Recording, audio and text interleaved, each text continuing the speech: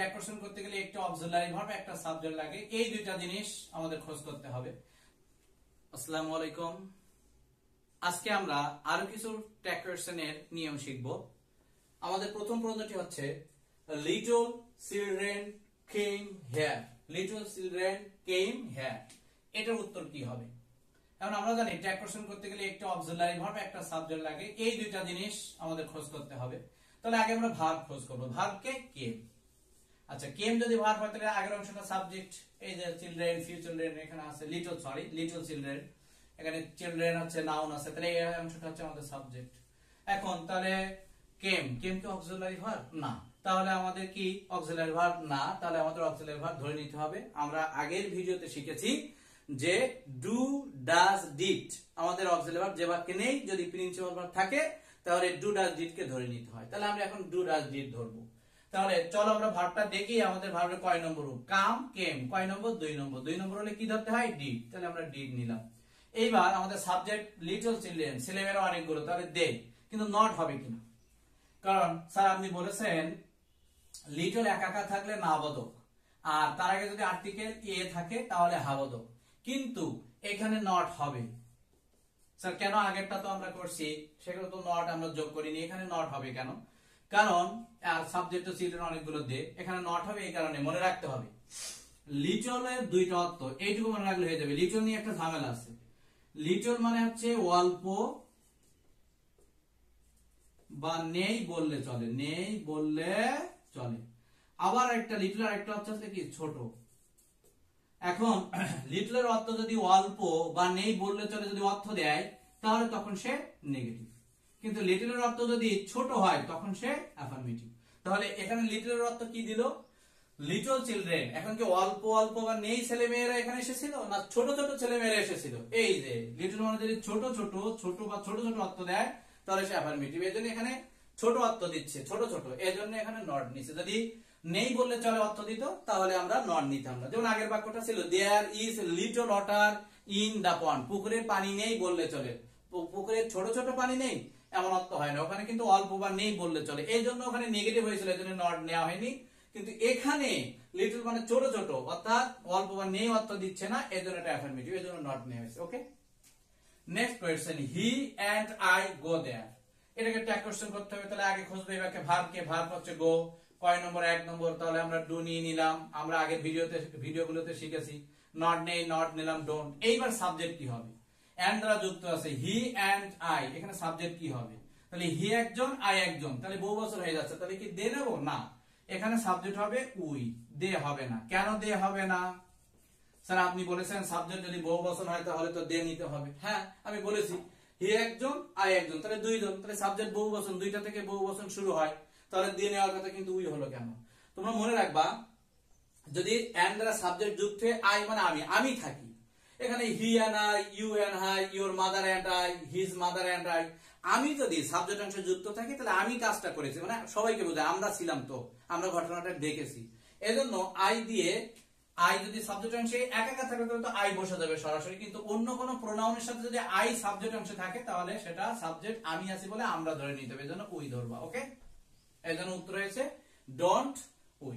Next question, he apostrophe S এখানে দেওয়া আছে গোয়িং দেয়ার। এটা মনে রাখবা তোমরা, অ্যাপোস্ট্রোফি এস দ্বারা দুইটা জিনিস বোঝায়। অ্যাপোস্ট্রোফি এস দ্বারা হয় ইজ বোঝায়, না হয় হ্যাজ বোঝায়।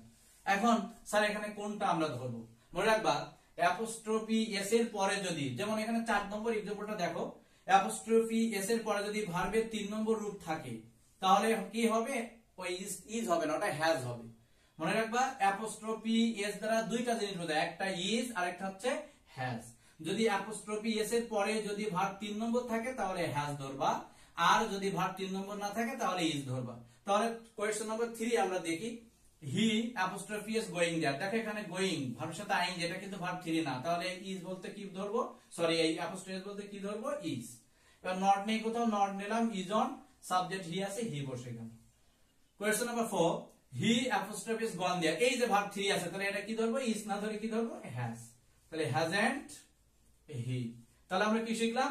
অ্যাপোস্ট্রোফি এস এর পরে যদি ভার্ব 3 থাকে, ভার্বের 3 নম্বর রূপ অর্থাৎ পাস্ট পার্টিসিপল ফর্ম থাকে, তাহলে আমরা সেটা হ্যাজ ধরবো, ওই অ্যাপোস্ট্রোফি এসটা হ্যাজ ধরবো। আর যদি 3 নম্বর রূপ না থাকে তাহলে আমরা কি ধরবো, ইজ ধরবো। ওকে, ঠিক একই ভাবে অ্যাপোস্ট্রোফি ডি, এই যে অ্যাপোস্ট্রোফি ডি যদি থাকে এখানেও দুইটা ভার্ব বোঝায়, এই ডি দ্বারা দুইটা ভার্ব, একটা উড একটা হ্যাড। এখন প্রশ্ন হলো স্যার আমরা কখন কোনটি ধরবো? মনে রাখবে একই নিয়ম, যদি অ্যাপোস্ট্রোফি ডি এর পরে ভার্বের 3 নম্বর রূপ থাকে, কয় নম্বর, 3 নম্বর, অর্থাৎ পাস্ট পারসন ফর্ম, তাহলে হ্যাড, আর 3 নম্বর রূপ যদি না থাকে তাহলে উড। আচ্ছা চলো আমরা নেক্সট কোয়েশ্চেন দেখি। Question number 5, I apostrophe D do it. এই যে অ্যাপোস্ট্রোফি ডি এর পরে দেখো ডু, ডু কি 3 নম্বর? না, কয় নম্বর, 1 নম্বর, তাহলে এটা উড ধরবো, উড। নট নেই, নট নিলাম, উডন্ট, আই সাবজেক্ট একা একা বসে যেতে পারে, বসে গেল। Question number 6, I apostrophe D ডান ইট। এই যে ডান, এখানে অ্যাপোস্ট্রোফি ডি এর পরে ভার্বের কয় নম্বর রূপ, 3 নম্বর, 3 নম্বর রূপ। তাহলে 3 নম্বর হলে কি বলেছি, 3 নম্বর হলে হ্যাড, তাহলে আমরা এখানে হ্যাড ধরবো, তাহলে হ্যাড এন্ড আই। ওকে, তাহলে I had, I'd done it, তাহলে এখানে হ্যাড বুঝাচ্ছে, এজন্য কি had and I. All of them will go, all of them will go, তাহলে আমাদের এটা ট্যাক্সেশন করতে হবে, প্রথমে আমাদের ভার্ব খুঁজে বের করতে হবে, উইল ও ভার্ব, গো ভার্ব, কোনটা কাউন্ট হবে আগে যেটা সেটা। তাহলে উইল যদি ভার্ব হয় তাহলে তার আগের অংশ এই যে দেম আছে, অল অফ দেম এটা সাবজেক্ট, তাহলে আমাদের ট্যাক্সেশন কি হবে, উইল এর সাথে নট যোগ করলে হয় ওয়ান্ট, আর সাবজেক্ট এবার কি নেবে, এটাই আমরা সমস্যা পড়ে গেলাম। মনে রাখবা কোন বাক্যের সাবজেক্ট অংশে যদি all of, some of, none of, many of এরকম থাকে, all of, most of, some of, none of, তাহলে এদের পরে যে নাউন বা প্রোনাউন থাকবে সেটি গিয়ে সাবজেক্ট হবে। তাহলে দেম সাবজেক্ট হচ্ছে, তাহলে দেম এর সাবজেক্টিভ ফর্ম কি, দে, এজন্য দেম দিয়ে হয়ে গেল।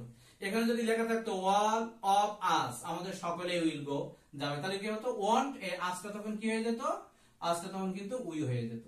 তাহলে কি শিখলাম, যে কোন বাক্যের সাবজেক্ট অংশে যদি all of, some of, none of, many of, most of থাকে, তাহলে এদের পরে যে নাউন বা প্রোনাউন থাকবে ওই নাউন বা প্রোনাউনটা গিয়ে সাবজেক্ট হবে, এবং সাবজেক্ট হবে বলে তার সাবজেক্টিভ ফর্ম হবে। যদি এদের পরে কোনো প্রোনাউনের অবজেক্টিভ রূপ দেওয়া থাকে সাবজেক্টিভ হবে। এখানে অবজেক্টিভ ফর্ম দেওয়া থাকে কেন জানো, এই যে এখানে প্রিপজিশন দেওয়া থাকে, তা প্রিপজিশনের পরে প্রোনাউনের সাবজেক্টিভ রূপ না বসে অবজেক্টিভ রূপ বসে, এই জন্য এখানে অবজেক্টিভ রূপ দেওয়া থাকে, কিন্তু ট্যাগ কোশ্চেনে তো সাবজেক্ট লাগে, এই জন্য সাবজেক্টিভ রূপ হয়। Okay, next question, I need not go there, এর উত্তরটা কি হবে, sir go verb, sir need ও ভার্ব, কোনটা? মনে রাখবা দুইটা জিনিস, নিড আর ডেয়ার, নিড আর ডেয়ার এর পরে নট থাকলে আর অক্সিলারি ভার্ব, নিড আর ডেয়ার এর পরে যদি নট থাকে তাহলে নিড এবং ডেয়ার কি হয়, অক্সিলারি ভার্ব হয়, আর যদি নট না থাকে তাহলে প্রিন্সিপাল ভার্ব হয়। দেখো তো নিড ও ডেয়ার এর পরে নট দেওয়া আছে কিনা, এই যে নিড এর পরে নট দেওয়া আছে, তাহলে এটা কি, নিড এখানে প্রিন্সিপাল ভার্ব নয় অক্সিলারি ভার্ব হয়েছে, এইজন্য অক্সিলারি ভার্ব ট্যাগ কোশ্চেনে লাগে নিড নিলাম, নট আছে নট নেওয়া লাগবে না, আই সাবজেক্ট বসে গেল, তাহলে নিড আই উত্তর। পরেরটা দেখো, আই নিড আ বুক, এই যে নিড এর পরে কিন্তু নট নাই, নিড এর পরে নট নাই, তাহলে নিড এখানে কি ভার্ব, এটা কি অক্সিলারি ভার্ব হবে না প্রিন্সিপাল ভার্ব হবে? আমি বলেছি নিড এর পরে এবং ডিয়ার এর পরে যদি নট থাকে তাহলে অক্সিলারি ভার্ব, তখন যেমন উইল বসছিল, এখানে আমাদের ইজ ছিল, ইজ বসছিল, ক্যান বসছিল, মানে অক্সিলারি ভার্ব তো লাগে, অক্সিলারি ভার্ব থাকলে বসে যায়, এজন্য এখানে নিড বসলো, কিন্তু এখানে উত্তরটি হবে ডোন্ট আই, কারণ এখানে নিডের পরে নট নেই, সুতরাং এটা প্রিন্সিপাল ভার্ব, তাহলে প্রিন্সিপাল ভার্ব থাকলে আমাদের অক্সিলারি ভার্ব হিসেবে ডু ডাজ ইট কে ধরে নিতে হয়। এখন নিড প্রিন্সিপাল ভার্ব 1 নম্বর ফর্মে রয়েছে, এজন্য ডু ধরেছি, নেগেটিভ নট নেই বলে নট নিলাম সংক্ষেপে, এজন্য don't I. Okay, next question, he dare not go there, he dare not go there, এখানে দেখো এই যে ডিয়ার এর পরে নট আছে, তাহলে ডিয়ার এখানে অক্সিলারি ভার্ব লাগে, ট্যাগ কোশ্চেনে নিলাম, নট নেই, নট আর নেওয়া লাগবে না, হি সাবজেক্ট, হি বসে গেল, কারণ হি তো সরাসরি বসতে পারে, তাহলে হি ডিয়ার নট গো দেয়ার এর ট্যাগ কোশ্চেন হবে dare he. Next question, he as well as his friends can do it, এখানে ক্যানও আছে ডু আছে, তাহলে আগে যে ভার্বটা সেটা কাউন্ট করতে হবে, আগে কি ভার্ব, ক্যান, তাহলে ক্যানটাকে কাউন্ট হবে, তাহলে আমরা ক্যান নিলাম, এবার কোথাও নট আছে কিনা, না নট নেই, সংক্ষেপে নট নিলাম।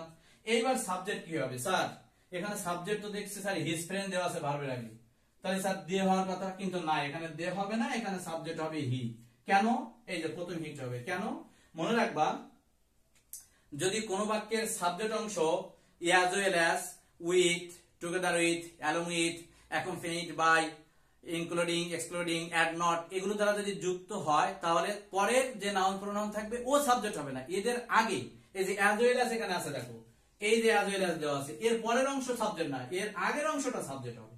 কি বলেছি আমি আবারও বলি, যদি কোন বাক্যের সাবজেক্ট অংশ as well as, with, together with, along with, accompanied by, accompanied with, বা ইনক্লুডিং, বা এক্সপ্লোডিং বা অ্যান্ড নট দ্বারা যুক্ত হয়, তাহলে তাদের পরের অংশের সাবজেক্ট হবে না, তাদের আগের অংশের সাবজেক্ট হবে। এই জন্য আগের অংশের সাবজেক্ট কে? হি। এই জন্য সাবজেক্ট হি নিয়ে নিলাম। ওকে।